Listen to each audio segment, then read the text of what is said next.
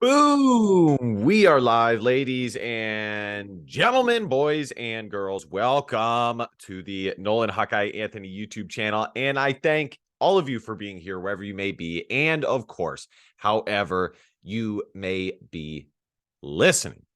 Well, it is absolutely the men's basketball season. And it is absolutely fully underway. The Iowa men's basketball team, well, they hit some struggles, some bumps in the road, as it were. But as of late, they are absolutely on fire. They are just playing phenomenally. And it hasn't been perfect. Even when you're playing phenomenally, it still is not necessarily perfect. Iowa has struggled at times defensively, which, of course, is classic Fran McCaffrey coached basketball teams. Although I always tell people, though, because I'll make posts about it, about the lack of defense for the Iowa men's basketball teams, or comment to other people's posts about the lack of defense for Iowa basketball. And some people will say that this is just classic Fran McCaffrey coach teams. But the reality is, early in Fran McCaffrey's tenure, the Adam Woodbury teams, the Devin Marble teams, early in his career at Iowa, they played pretty good defense. I mean, they were consistently a top 60, 50 defensive team, Ken Palm ratings, things like that, defensive efficiency. So I think it is possible for Fran McCaffrey to have decently defensive teams. I don't think it's impossible, in other words. But nonetheless, like I said, it hasn't been perfect, but it has been better. You are never as good as your best win, and you're never as bad as your worst loss. Iowa's worst loss, obviously, is against Eastern Illinois. That was terrible. Had they not lost to them, Iowa would likely be a top 25 net team, a top 25 Ken Palm team, a top 25 RPI team. Hell, they might even be top 25 in AP college, the coaches poll. But it is what it is. They lost. The two games that I will be reacting to most recently would be this win against Maryland. And let me share the screen here and get this over. 81-67 victory over the Maryland Terps at home, and their victory over Michigan as well. Let's first take a look at the victory over Maryland here. Folks, I hate to say it. I hate to say I was right. I hate to do it. I really do.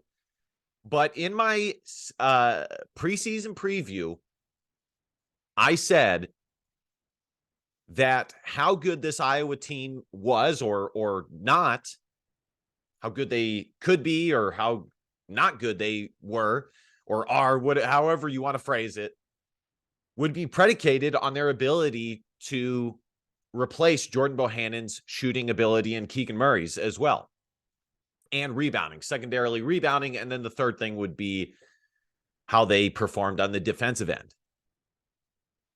And we are seeing that play out now. Peyton Sandfort is shooting the ball much better. Josh Dix is shooting the ball much better, and I'll get back to him here in a moment. And we're seeing a totally new Iowa Hawkeyes team with this new threat from the three-point line. And it's beautiful to see. Chris Murray had 19 points against Maryland.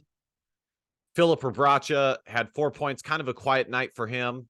He only played 24 minutes. Going to have to look into that a little bit more because I didn't see this game live. Connor McCaffrey played 40 minutes. That's a lot, folks. That's a lot. I definitely am going to have to take a look into this Philip Rebraca situation. So what I was able to look into, the classic 2 foul strategy that Fran McCaffrey implements. He did that again. That is his strategy. Anytime a player hits 2 fouls in the first half, they sit. And in my opinion, it really doesn't seem to work. It seems that it basically gets the players out of rhythm, out of a groove. And it just ends up making the players play more conservatively. It didn't hurt Iowa against Maryland today, but in general, I'm not massively in favor of it. I think it should be a game by game basis, depending on the situation. If you're up by, if you have a 15-point lead in the first half and you have some cushion and some other guys are playing well, yeah, you can sit Rebraca or Murray for a second. But if it's a close game, and really that's all you have going is Rebraca and Murray, well, you got to keep playing them. Anyways, I'm not going to go too far into that, but that seems to be what happened. I just want to see if there was an injury that took place. Bottom line is, folks, Iowa is getting a good mixing of 3-point ability from Connor McCaffrey, Chris Murray, Peyton Sandfort. Josh Dix didn't hit any 3-point shots today against Maryland. He only had 1 point, but we saw it against Michigan that Josh Dix absolutely has that capability. And if you watch that game, not only does he have the ability to shoot 3-point shots, but he has the ability to get into the lane. He has a mid-range game. He can handle the rock. I am very, very high on Josh Dix's game. Very high. I think he is going to, and I knew this was going to be the case when I saw him play in his highlights coming out of high school. I did a reaction video to his commitment to the Iowa Hawkeyes. This is his development, I guess, or just his ability. What we've seen thus far early in the season for the Iowa Hawkeyes is not a surprise to me. He has this capability. He's much more athletic than people give credit for. In fact, he's a fairly fluid athlete.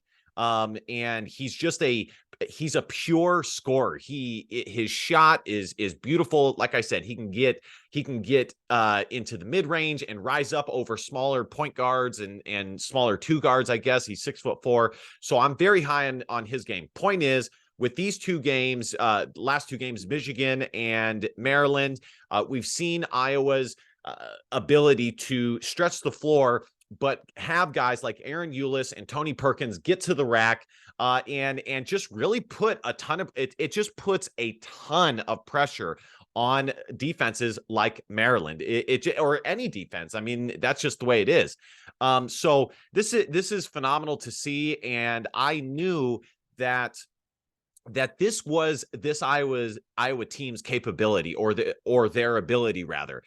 If they could find their 3-point shooting, I knew that they were going to be an extremely hard team to guard, because it's virtually impossible to guard a team that has guys that can get to the rack like Tony Perkins, Chris Murray, Aaron Eulis, Josh Dix, DeSante Bowen, while simultaneously defending a 3-point shot with guys like Connor McCaffrey, Chris Murray again, Peyton Sandfort, Josh Dix, if I didn't already say him. So it's going well, guys. Iowa is squarely in the NCAA tournament. If the NCAA tournament were to start today, they would squarely be in. Let's look at the team stats, and then we're going to pop over to the net team sheet here. Iowa shot 60% from the field. They limited Maryland to 47.5. 3-point shooting, Iowa shot 6 of 14, 42.9%. That's great. Anytime you can shoot for at least 40%. Actually, I would say anytime you can shoot 37% or higher from the 3-point line, that's a pretty good percentage as a team. Free throws, 69.2%. You always want that to be at least 70%. But occasionally this will happen. They still got to the free throw line more than Maryland did. Total rebounds, they out-rebounded Maryland 30-27. They had 19 assists, 6 blocks, 7 steals, 9 turnovers. And there you have it. Let's look at the team sheet here, shall we? Excuse me. So the quadrant 1 victories Iowa has is against Iowa State, home victory against Iowa State, on the road against Rutgers, and, well, no, they lost to TCU. It's too bad because that was a very winnable game for the Iowa Hawkeyes. I absolutely, the 3 games that I guarantee you the entire Iowa Hawkeye roster wishes that they could have back would be Wisconsin, TCU, and obviously Eastern Illinois, because they were all 3 very winnable games. They lost to Duke on a neutral floor by 12, lost to Penn State, and they beat Seton Hall on the road. I told you guys Seton Hall was going to end up being a good victory, and indeed that has held up. It's a quadrant 1 victory. They are 3-3 in quadrant 1 games. And, you know, that changes as the season goes because some teams become a quad 1 team, they fall out of quad 1. It just really depends, quite frankly. And I want to use this moment to illustrate kind of what I mean by Iowa's ceiling is very high and their floor is low. They absolutely shellacked Iowa State, who is a top 15 team in almost every single category.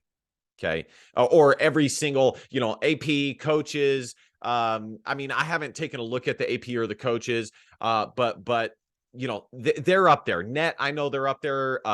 Ken Pom, I know they're up there. They shellacked them. Wasn't even close from beginning to end. Then simultaneously, they lose to Eastern Illinois. So, it really depends. Well, it doesn't really depend. That is a perfect example of what I mean when I say that Iowa has a high ceiling and they have a low floor. Because the reason why they have a low floor is because when you're a team like Iowa, kind of schematically, where you rely heavily on offense and you're not necessarily a balanced team as far as offense and defense, if that one thing is not going, you can really get on a roll of losing quite a bit. Quadrant 3 victory over Michigan and Georgia Tech. I don't remember them playing Georgia Tech. I really don't. Quadrant 2 victories. They are 3-2 in quad 2. Home victory over Indiana. Home victory over Maryland. Neutral victory over Clemson in the ACC Big Ten Challenge. They lost to Nebraska on the road. It would have been excellent had they gotten that victory, but what are you going to do? And they lost at home to Wisconsin by 3 points. So there you guys have it. This Iowa basketball team is absolutely moving in the right direction. I believe that's 4 victories in a row. I want to pull up the standings here in the Big Ten just so you guys can see kind of how things are shaking out here. First, let's look at Iowa's most recent victories. By the way, last video I did, what did I tell you guys? I said Iowa in this 3-game